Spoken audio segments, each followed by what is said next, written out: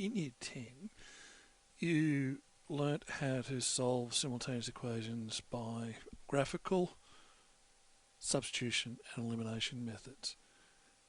Now in Year 11 and 12, we can add solution by matrices.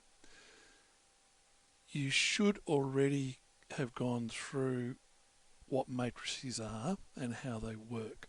If not, go and look at that first before proceeding. Solving simultaneous equations using matrices.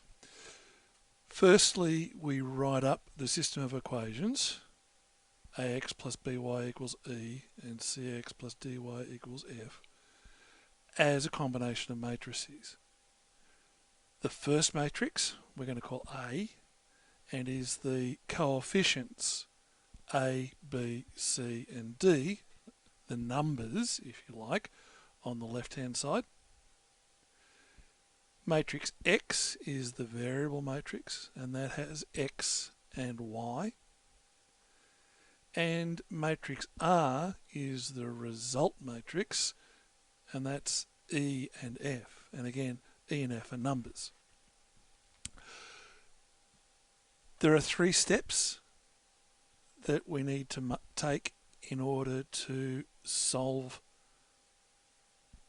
a simultaneous equation pair using matrices.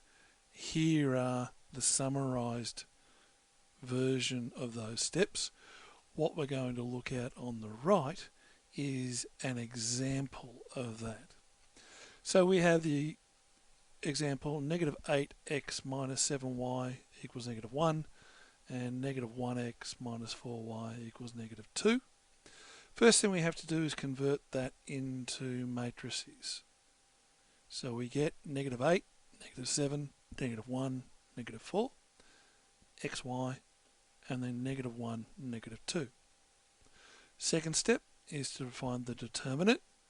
The determinant is AD minus BC.